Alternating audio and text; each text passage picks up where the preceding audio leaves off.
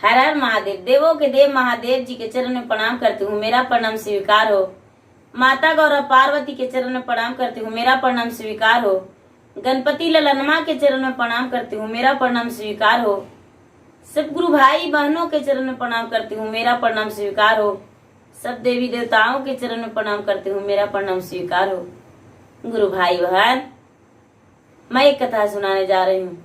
इस कथा को पूरा सुनिए, रहस्य जानिए।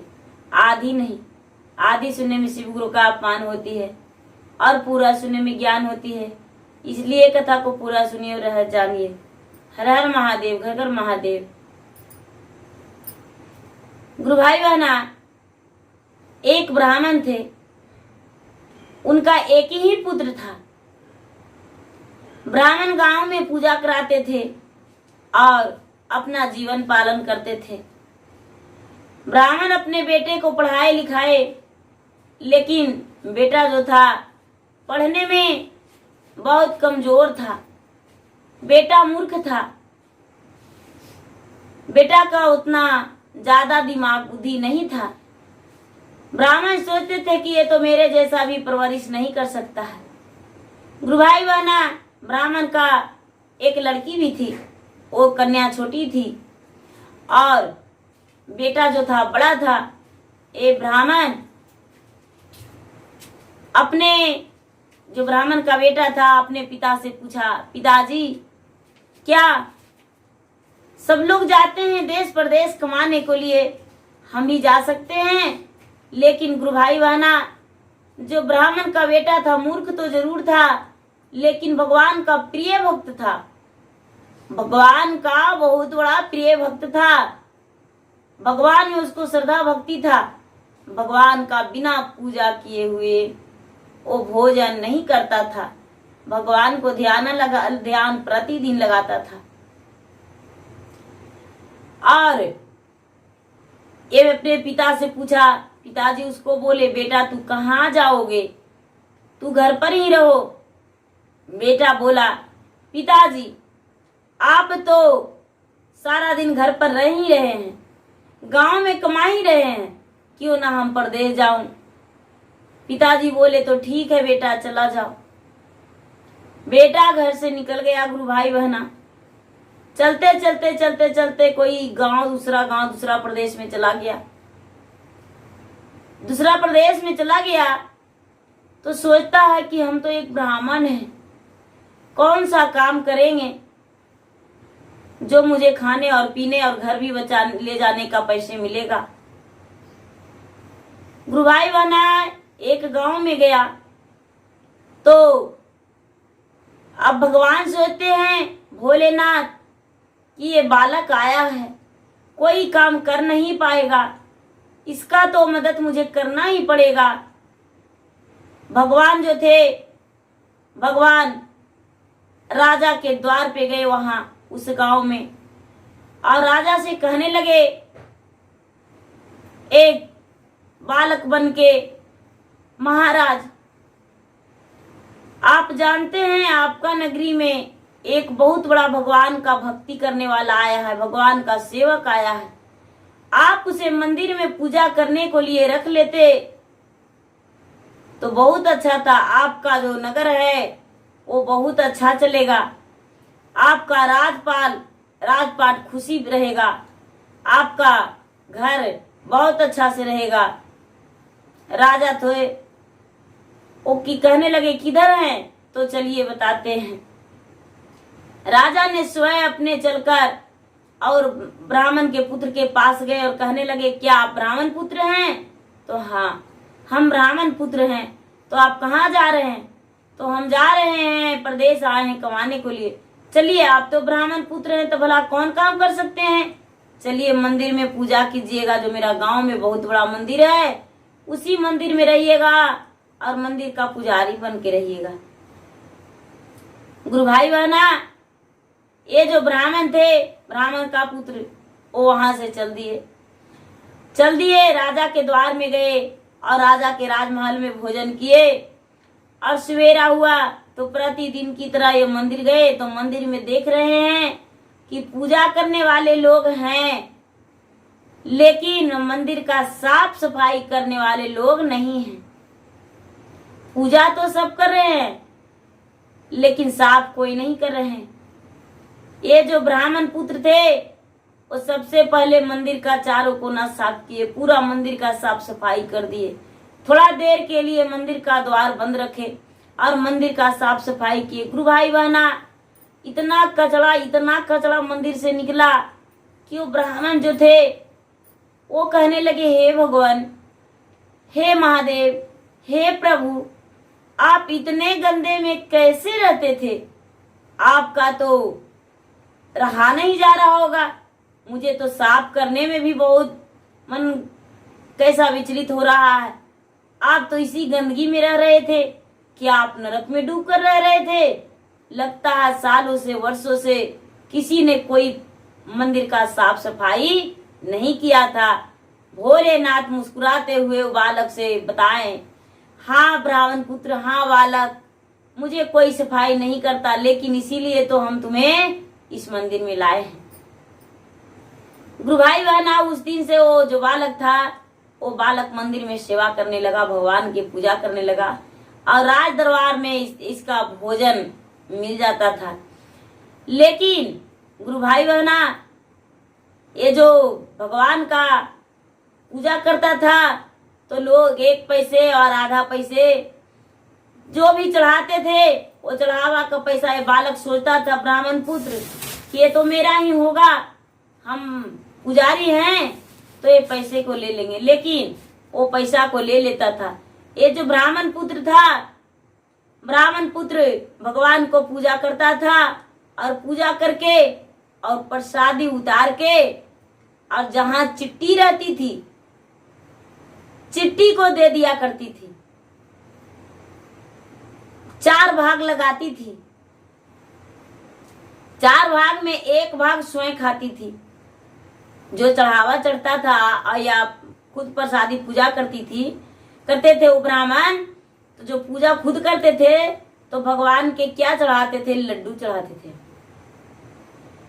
तो 1 लड्डू में 4 भाग, 1 भाग चिट्ठी को दे देते थे, 1 भाग स्वयं खाते थे, 1 भाग गौ को खिलाते थे, 1 भाग राजा को प्रतिदिन प्रसादी के रूप में राजा के हाथ पर दे दिया करते थे।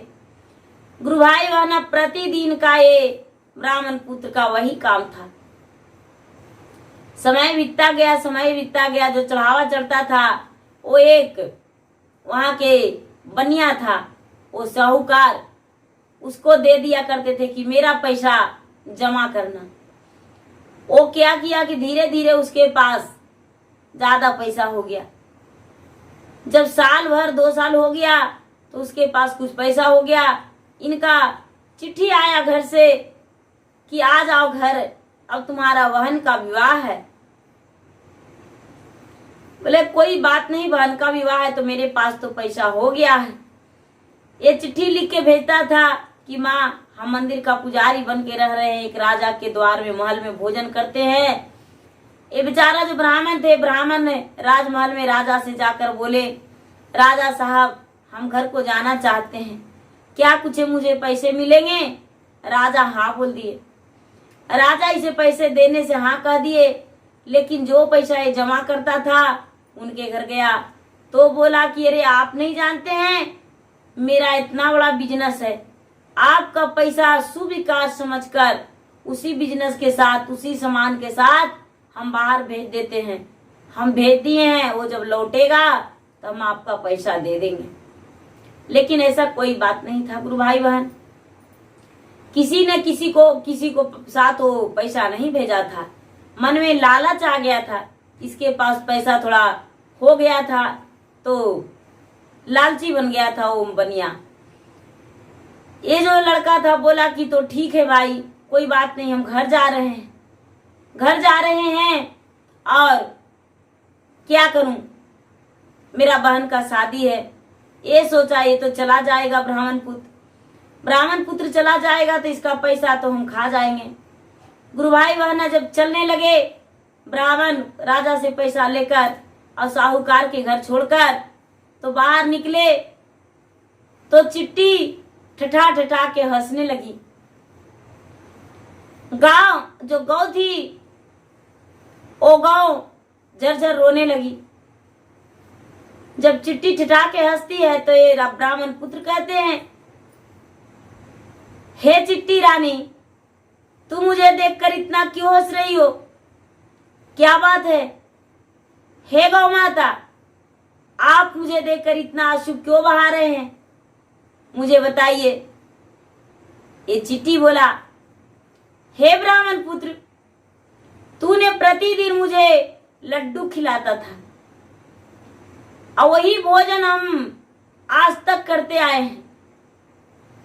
वो भोजन का हम कर्ज चुकाना चाहते हैं।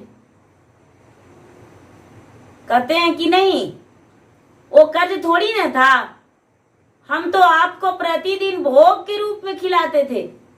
गौ कहती है, हे ब्राह्मण पुत्र, हम आपके साथ चलने को लिए तैयार हैं, इसीलिए हम आंसू गिरा रहे हैं।